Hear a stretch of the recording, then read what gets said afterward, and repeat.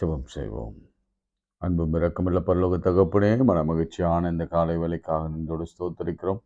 கடந்த இரவு பகல் முழுவதும் எங்களை கணின்மணியைப் போல பாதுகாத்து 121 சங்கீதத்தின்படியே எங்களை காக்கிறவர், நீர் உறங்குறதும் இல்லை தூங்குறதும் இல்லை.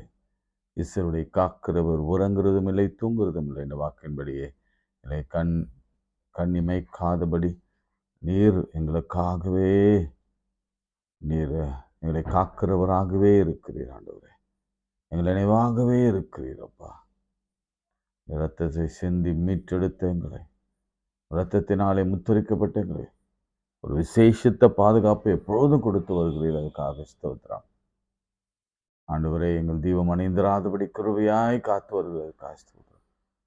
இரவில் உண்டாகும் பயங்கரத்திற்கும் பகலில் பறக்கும் அம்புக்கும் இருளில் நடமாடும் கொள்ளை நோய்க்கும் மத்தியானத்தில் பாழாக்கும் சங்காரத்துக்கும் நீ பயப்படாதிருப்பா என்று சொல்லி காத்து வருகிற தயவுக்காய் ஸ்தோத்திரம். ஆண்டவரே, கொடுத்த கணவன் மனைவி பிள்ளைகள் பெற்றோர் உடன்பிறப்புகள் வேலை ஊதியம் வீடு வாசல் அனைத்துக்காக நன்றியோடு ஸ்தோத்திரிக்கிறோம்மா. திறந்த வாசலை முன்பாக வைக்கிறேன், அது ஒருவன் பூட்ட மாட்டான்னு சொன்ன வார்த்தையின்படி நடத்துகிற தயவுக்காய் ஸ்தோத்திரம். இதை தாழ்த்துகிறோம், மாத்திரம் உயர்த்துகிறோம். நீர் ஒருவன் மாத்திரம் மகிமைப்படுவீராக. இயேசுவின் நாமத்தில் ஜெபிக்கிறோம் பிதாவே, ஆமேன். பெலனில்லா நேரத்தில் புது பெலன் தந்து என்னை நீ நடத்திடுமே என்ற பாடலை நாம் பாடும். பெலனில்லா நேரத்தில் புது பெலன் தந்து என்னை நீ தாங்கிடுமே, திடனில்லா நேரத்தில் திடமனம் தந்து என்னை நீ நடத்திடுமே, பெலந்தாருமே பெலந்தாருமே உம்பலத்தால் என்னை நடத்திடுமே, பெலந்தாருமே பெலந்தாருமே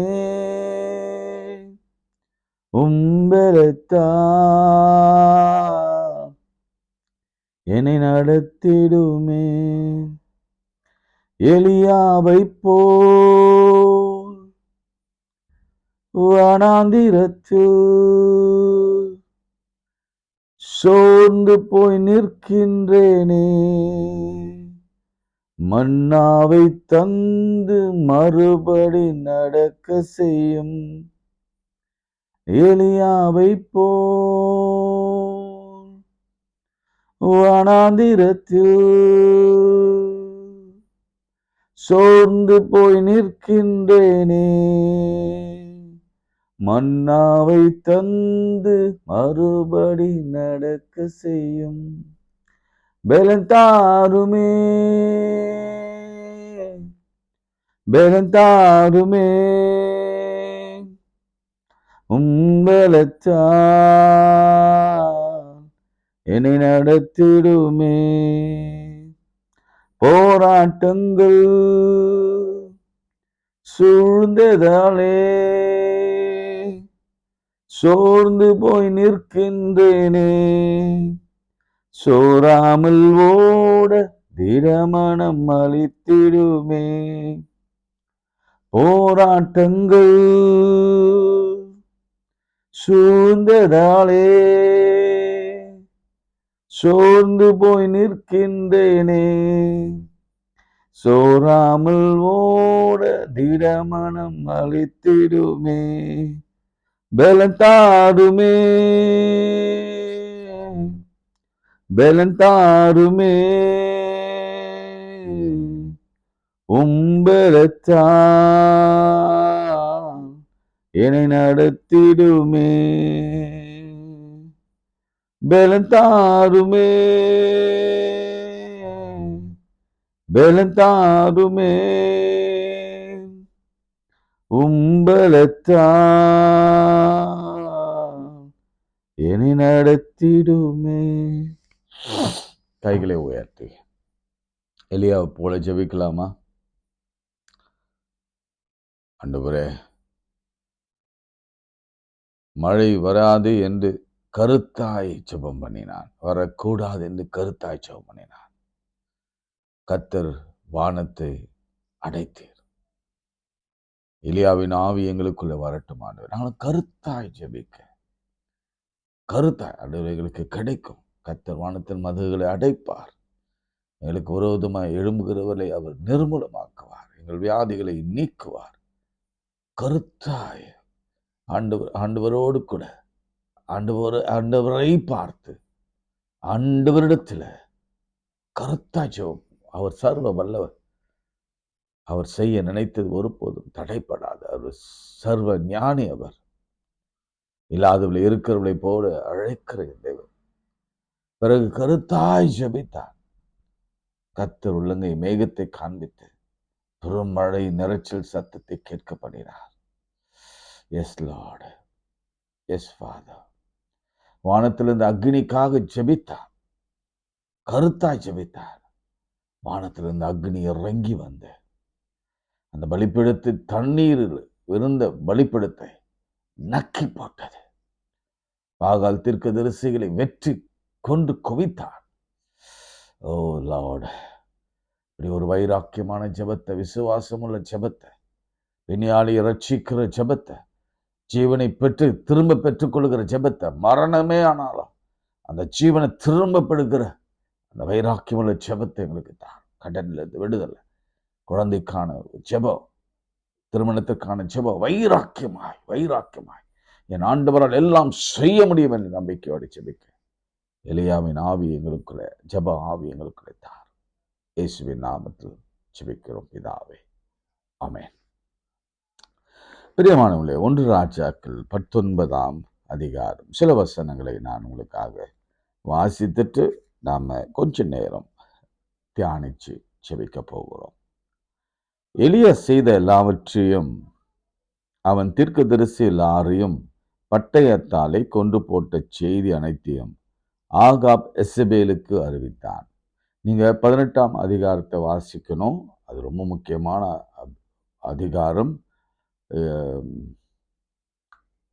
எப்படி பாகால் தீர்க்கதரிசிகளை அவன் கொண்டு போட்டான் என்பதை குறித்து நம்ம அதில் வாசிக்க முடியும். அதில் அவ்வளோ வைராக்கியமான ஒரு ஜெபம். அங்கே என்ன ஜெபம்னா, அதை சொல்லட்டுமா உங்களுக்கு? 18ஆம் அதிகாரம் 37ஆம் வசனம், 36ஆம் வசனம். தண்ணீர்ல ஊற்றிட்டான். அக்னினாலே சுட்டரிக்கப்படணும் அப்படின்ட்டு. ரத்தத்தை ஊற்றுவாங்க, பரவாயில்ல. இவன் சொன்னால இல்லை, தண்ணியை ஊற்றுங்க பார்ப்போம் அப்படின்னு சொல்லிட்டு அந்த பலிபீடத்தில் தண்ணீர் சுற்றிலும் ஓடினது. வாய்க்காலும் தண்ணீரால் நிரப்பினான்.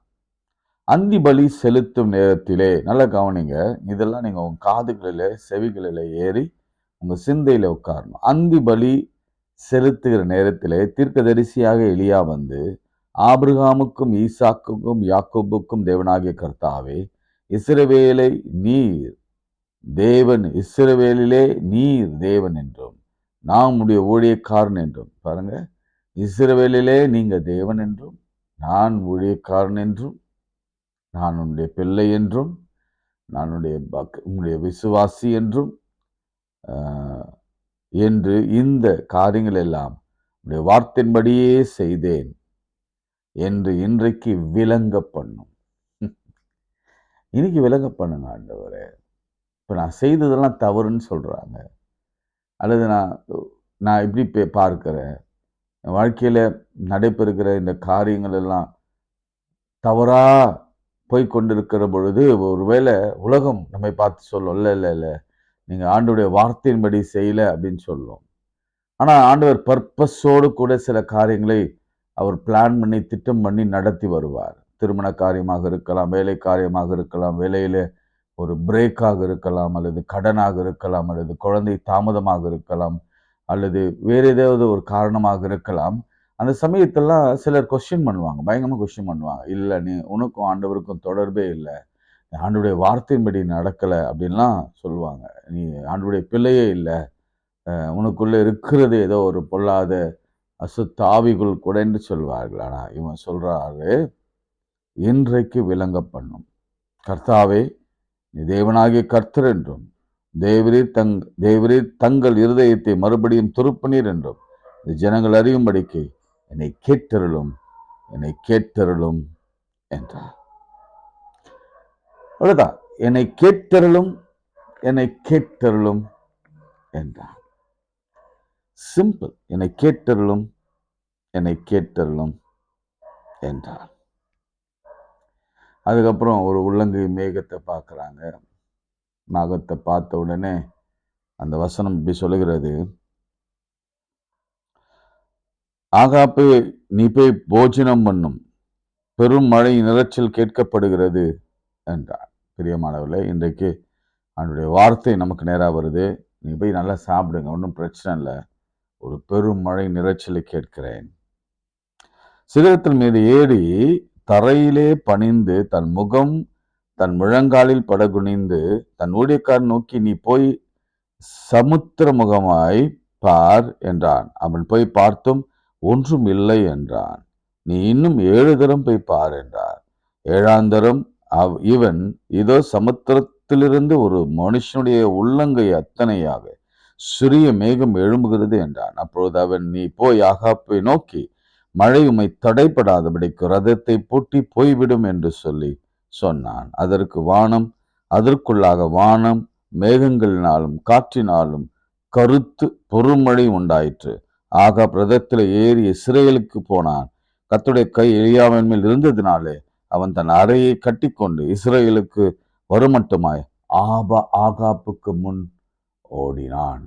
இதுதான் 18ஆம் அதிகாரத்தில் நடந்த சம்பவம். அதாவது இதற்கு முன்பு நடந்த சம்பவம். அதனாலதான் 19 பார்க்கிறோம். எலியா செய்த எல்லாவற்றையும் அவன் போய் ஆகாப் என்ன செய்யறான், அவன் மனைவியாகிய எசேபேலுக்கு சொல்றான். இந்த மாதிரி தீர்க்கதரிசியெல்லாம் கொண்டு போட்டாரு, வானத்திலிருந்து மழையை வர வச்சாரு, வானத்து மதகுகளை அவர் தான் அடைச்சாரு அப்படின்லாம் சொல்லும் பொழுது, அப்போது எசேபேல் எலியா இடத்துல ஆள் அனுப்பி அவர்கள் ஒருவர் பிராணனுக்கு செய்யப்பட்டது போல நான் நாளை இந்நேரத்திலே உன் பிராணனுக்கு செய்யாதே போனேனானால் தேவர்கள் அதற்கு சரியாகவும் அதுக்கு அதிகமாகவும் என்னை செய்ய கடவர்கள் என்று சொன்னார். நாளைக்கே அவனை கொண்டுறேன். அதற்கு அவனுக்கு அது தெரிந்த போது எழுந்து தன் பிராணனை காக்க யூதாவை சேர்ந்த பேர்செபாவுக்கு புறப்பட்டு போய் தன் வேலைக்காரனை அங்கே நிறுத்தினான். இப்போ பிராணன்னா உயிரை காக்க ஓடுகிறான், ரன்னிங் ஃபார் ஹிஸ் லைஃப். இல்ல பாருங்க, உயிரை காக்க ஓடுறான். ஒரு எதிரி வந்துட்டாங்க. அந்த அம்மா பேர் எசேபேல். இன்னைக்கு நிறைய எசேபேல் ஆண் பெண் இருவர் வடிவத்தில் இருக்கிறாங்க. தீர்க்கதரிசியை கொலை பண்ணும்படியாக, தீர்க்கதரிசி ஊழியங்களை சபை ஊழியங்களை அழிக்கும்படியாக, எப்படியாவது அவப்பேர் ஏற்படுத்தும்படியாக சில எசேபேல்கள் சுத்தி கொண்டிருக்கிறார்கள். இவன் வனாந்தரத்தில் ஒரு நாள் பிரயாணமாய் போய் ஒரு சூளைச்செடியின் கீழ்ப்படுத்து நான் சாக வேண்டும் என்று கோரி, போதும் கர்த்தாவே நாத்தமாவை எடுத்துக்கொள்ளும், நான் பிதாக்களை பார்க்கிலும் நல்லவன் அல்ல என்று சொல்லி ஒரு சூடிய செடியின் கீழ் படுத்து கொண்டு நித்திரை பண்ணினான். அப்பொழுது ஒரு தூதன் அவனை தட்டி எழுப்பி எழுந்திரு போஜனம் பண்ணு என்றான். தட்டி எழுப்பி எழுந்திரு போஜனம் பண்ணு என்றான். இது ஒரு ஜப குறிப்பு. என்ன ஜப குறிப்பு தெரியுமா? போதும் கர்த்தாவே என்னை எடுத்துக்கொள்ளும். இதுக்கு முன்னாடி ஒரு ஜப குறிப்பு என்ன, நல்ல கவனிங்க. என்ன ஜெபம் பண்ணார் அவரு? கர்த்தாவே கேளும். கர்த்தாவே என்ன செய்தாரு? கேட்டருளும், மன்னிக்கவும், என்னை கேட்டருளும் ஜெபம் பண்ணா. ஆண்டவர் பதில் கொடுத்துட்டார். சூப்பர். இப்ப என்ன சொல்றான்? ஆண்டவரத்துல கேட்கிறான், என்னை எடுத்துக்கொள்ளும். ஆண்டவர் இந்த ஜெபத்துக்கு பதில் கொடுத்தாரா? நம்ம என்ன நினைக்கிறோம்னா, எல்லா ஜெபத்துக்கும் பதில் ஆண்டவர் கொடுக்கணும்னு நினைக்கிறோம். இங்க 2 ஜெபம் இருக்கு. சிம்பிளா சொல்றேன் பாருங்களேன். ஏன் நம்ம ஜெபம் தாமதப்படுது?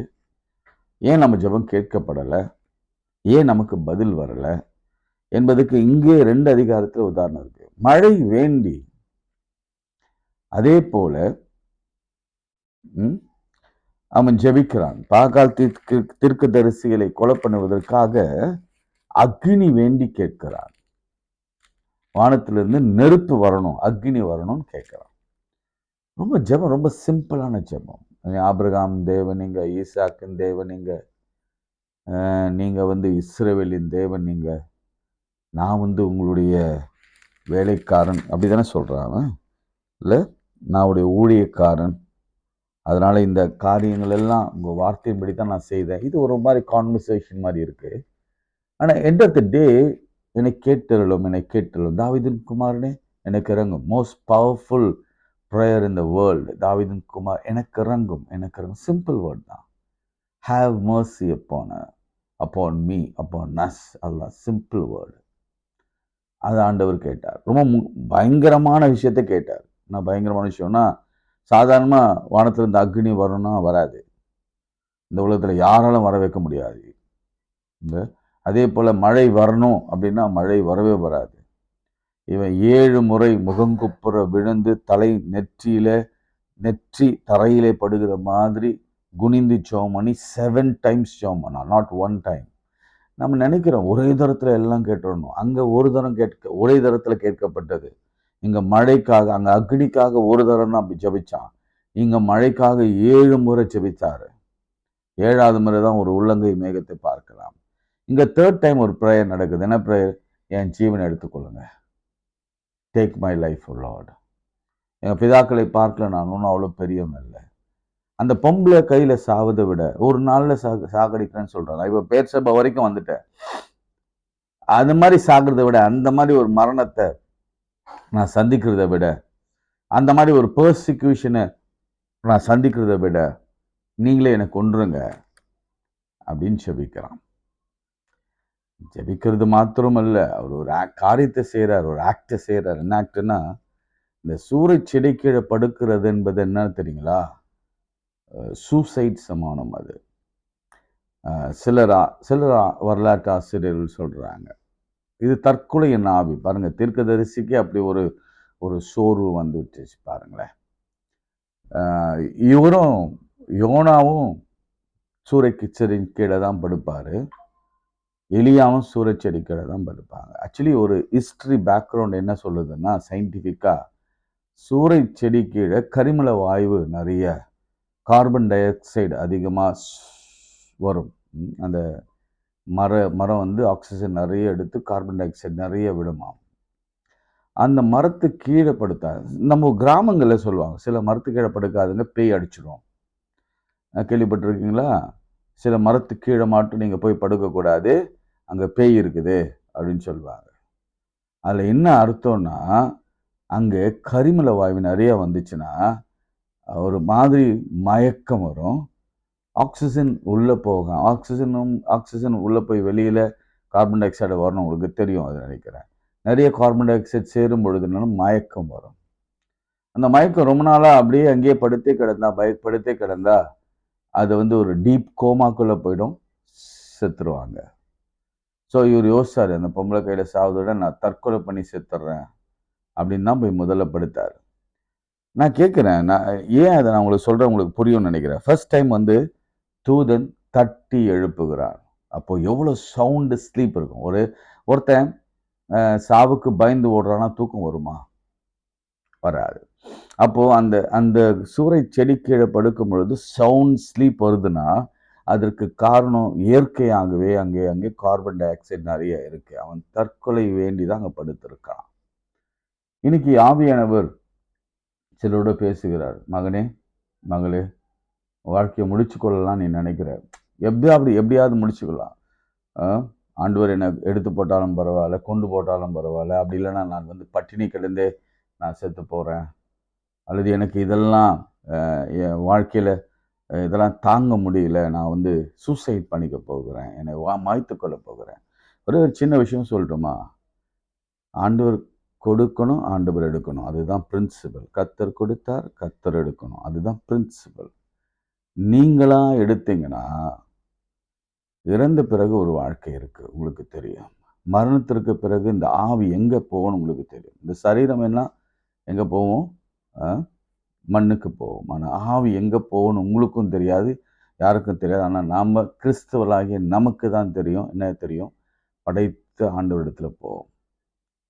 ஆண்டவர் எடுக்கலைன்னா அந்த ஆவி படைத்த இடத்துல போகாது, உன்னை எந்த ஆவி எடுத்ததோ, பிசாசு எடுத்ததோ, அவங்கிட்ட போய் மாட்டிக்கிட்டு, அதுக்கப்புறம் மரணத்துக்கு பிறகும் பெரிய பெரிய போராட்டங்கள், லைஃப் ஆஃப்டர் டெத் ஒன்று இருக்குல்ல, அதுலேயும் பிரச்சனை வரும்.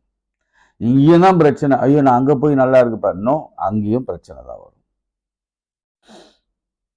தாங்க முடியாத பிரச்சனை நிறைய நீங்கள் கேள்விப்படலாம். அலைஞ்சின்னு சுற்றிக்கிட்டு இல்லை அப்படிலாம் இருக்கிறதெல்லாம் நீங்கள் கேள்விப்படலாம். ஸோ எடுக்க உங்களுக்கு உரிமை இல்லை. இன்னைக்கு டாபிக் என்னன்னா, கர்த்தர் சொல்கிற வார்த்தை என்னன்னா, வாழ்க்கையில் உங்களை பற்றி கடவுளுடைய பெர்ஸ்பெக்டிவ் என்ன, அவருடைய பார்வை என்ன, அதுதான் இன்னைக்கு டாபிக். அல்லது உங்கள் வாழ்க்கையின் அர்த்தம் என்ன, what is the meaning of your life. இந்த உலகத்தில் வாழ்கிற போது உங்கள் வாழ்க்கையின் மீனிங் என்ன, ஏன்னா பாதியிலே போயிடுற, அதுதான் உங்கள் வாழ்க்கையா? நோ. சரி, நம்ம ப்ரேயருக்குள்ளே வருவோம். என்ன சொல்கிறான், என்னை எடுத்துக்கோங்கன்னு சொல்கிறான். ஃபர்ஸ்ட் டைம் வந்து தட்டி எழுப்புறாரு. அவன் எழுந்துக்கிறான். எழுந்துட்டு அங்கே என்ன பண்ணுறான், பக்கத்தில் விழித்து பார்க்கும் பொழுது தழலில் சுடப்பட்ட அடையும், நெருப்பில் சுடப்பட்ட அடையும், ஒரு பாத்திரத்தில் தண்ணீரும் இருந்தது. அவன் தலைமாட்டில் இருந்தது. ஆண்டவர் எவ்வளோ நல்லவர் பாருங்க. இல்லை, தண்ணி கொடுக்குறாரு, சாப்பாடும் கொடுக்குறாரு. அப்போது அவன் புசித்து குடித்து திரும்பவும் படுத்து கொண்டான். கர்த்தருடைய தூதன் திரும்ப 2ஆம் தரம் வந்து அவனை தட்டி எழுப்பி, எழுந்திருந்து போஜனம் பண்ணு, நீ பண்ண வேண்டிய பிரயாணம் வெகு தூரமாக இருக்கிறது என்றார். செகண்ட் டைம் வர்றாரு, அவனை தட்டி எழுப்பினார். 2வது தடவை தட்டும் பொழுது நிச்சயம் நான் சொல்ல, தூதனுக்கு சம கோபம் வந்திருக்கும். கொஞ்சம் வேகமாக தான் அடிச்சிருப்பார். சில நேரங்களில் நம்ம ஜெபங்கள் தப்பாக நடக்கும் பொழுது, ஜெபங்கள் தப்பாக ப்ரேயர் பண்ணுகிற பொழுது, நம்ம விசுவாசத்தில் குன்றி போகும் பொழுது, நம்ம அவ்விசுவாசத்தோடு சில நேரங்கள் ஜெபிக்கும் போது, நான் பண்ணுவேன்ல சம்டைம்ஸு, கண்டிப்பாக உதவாங்குவோம். ஆண்டுகிட்ட உதவாங்கிறது நல்லது. அவருடைய மிலாறினாலே தண்டிக்கப்படுவது நல்லது. அவர் சமடி போடுவார், அதையும் வாங்கணும். அவர் சொல்கிறார், இல்லை இல்லை, நீ போக வேண்டிய பிரயாணம் வெகு தூரமாக இருக்கிறது. உன் வாழ்க்கைக்கு ஒரு அர்த்தம் இருக்கு, உனக்கு ஒரு பெர்ஸ்பெக்டிவ் நான் வைத்திருக்கேன், உனக்கு ஒரு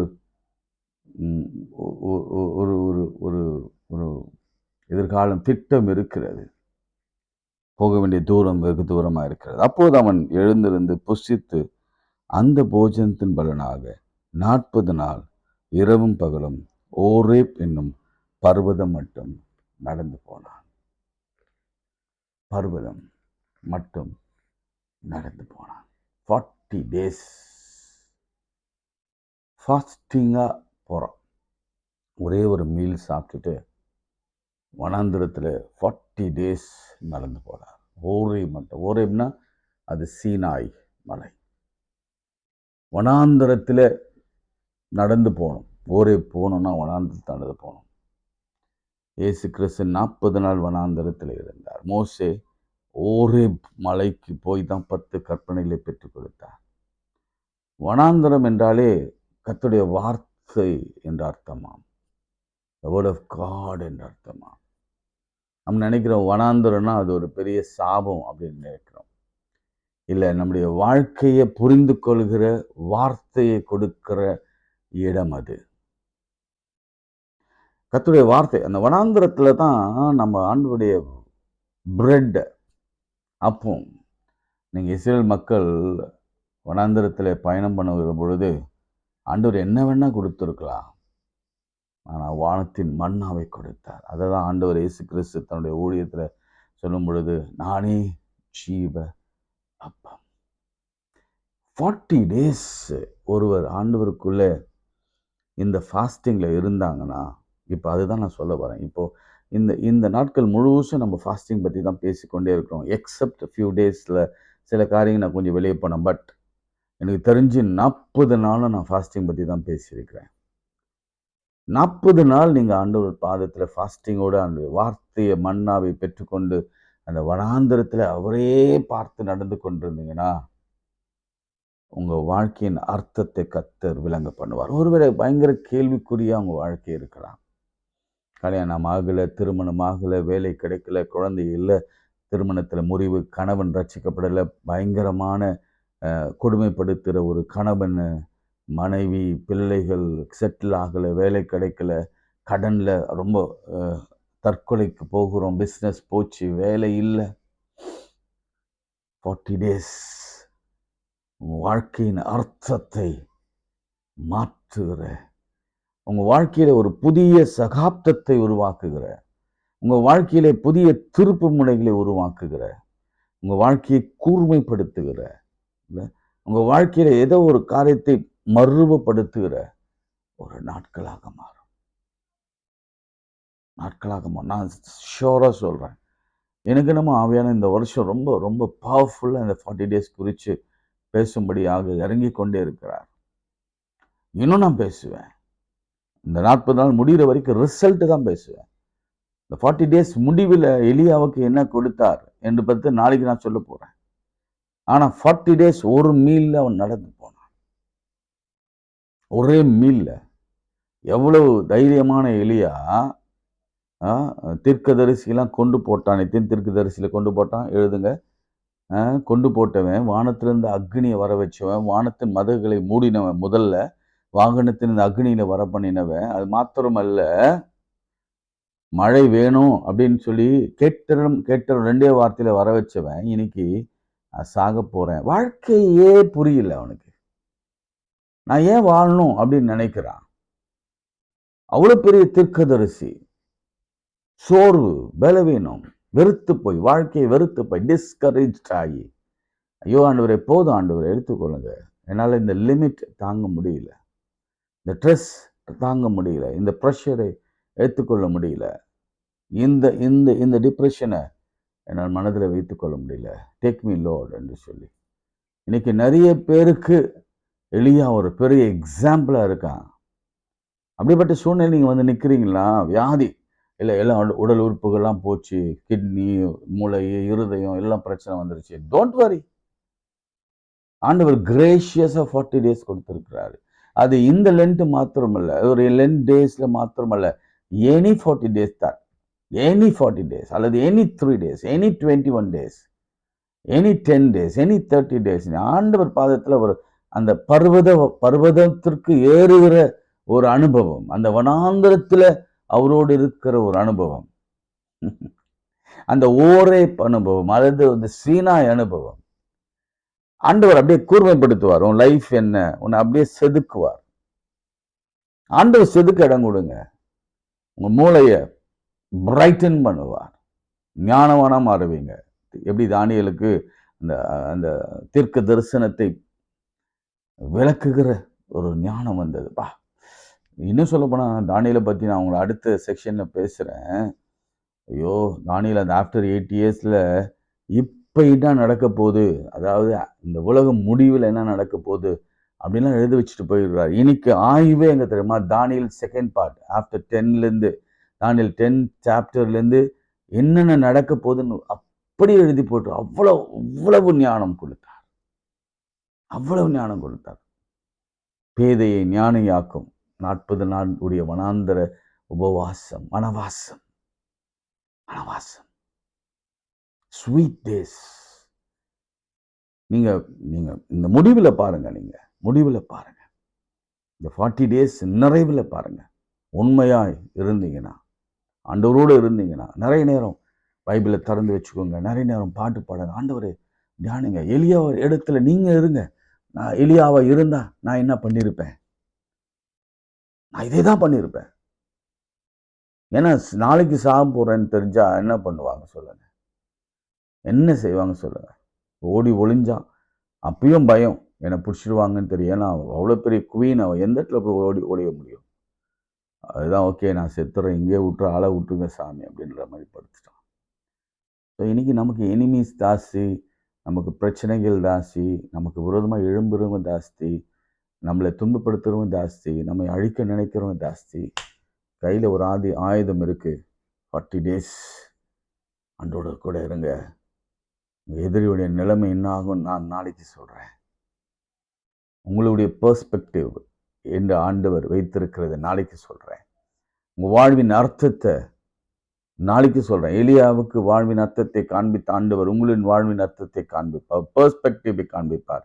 எலியாவை எதிர்த்த எசபேலினுடைய முடிவை காண்பிப்பார். பாருங்க, ஜெபம். அன்புள்ள ஆண்டவரே, நீ கொடுத்த வார்த்தைக்காய் ஸ்தோத்திரம். அநேக வார்த்தைகளை நீங்க ப்ரீச்சிங் டைம்ல அநேகரை ஹீல் பண்ணியிருக்கீங்க. ப்ரீச்சிங் டைம்ல அநேகருக்கு அதிசயங்களை செய்திருக்கிறீங்க. ப்ரீச்சிங் டைம்ல அநேகருடைய சரீரங்களை தொட்டிருக்கிறீங்க, வாழ்க்கையை மாற்றிருக்கிறீங்க. இந்த ப்ரீச்சிங் டைம்ல அநேகருடைய கடன்களை கர்த்தர் சரி பண்ணியிருக்கிறீங்க. இந்த ப்ரீச்சிங் டைம்ல கர்த்தர் பெரிய காரியங்களை செய்திருக்கிறீங்க. இப்பொழுதும் கூட மரண இருளில் இருக்கிறவர்களுக்கு பெரிய விடியலை கொடுத்து ஆசீர்வதிங்க. வேலை தாங்க, உயர்வை தாங்க, மாறுதலை தாங்க. எங்களுக்கு விரோதமாய் எழும்புகிற எசுபேல்களை நாளைக்கு நீங்க என்ன செய்ய போறீங்க? அதை எங்கள் கண்கள் காணும்படி செய்யுங்க. எலியாவை தட்டி எழுப்பி உணவு கொடுத்து 40 நாள் இரவும் பகலும் ஒரே மட்டும் ஓட பண்ணினவர், நடக்க பண்ணினவர், எங்களையும் ஒரு பெர்ஸ்பெக்டிவோட ஒரு அர்த்தத்தோடு எங்கள் வாழ்க்கையை நாங்கள் தொடர உதவி செய்யுங்க. இயேசுவின் நாமத்தில் பிதாவே, ஆமென். நமது ஆண்டவராக இயேசுவின் கிருபை, பிதாவாகிய தேவனுடைய அன்பு, பரிசுத்தாவின் ஐக்கியம் நம் அனைவரோடும் இன்றும் மீண்டும் சிதாக்கள் நிலைத்திருப்பதாக. ஆமென். பிரியமானவர்களே, கொஞ்சம் ஷேர் பண்ணுங்க. நிறைய பேருக்கு அதை சொல்லுங்க. ஏன்னா இந்த 40 டேஸுடைய மேன்மை புரியட்டும், உங்களால் புரியட்டும். என்னால் முடிஞ்ச வரைக்கும் என்னால் கொடுக்க முடியாது. உங்களால் அதை நீங்கள் சொன்னீங்கன்னா தீர்க்கதரிசிக்கேற்ற பலன் உங்களுக்கு கர்த்தர் நிச்சயம் கொடுப்பார். இதுக்கு சப்போர்ட் பண்ணுங்கள். உங்களால் முடிந்த அளவுக்கு உதவி செய்யுங்க. கர்த்தர் உங்களை ஆசீர்வதிப்பார்.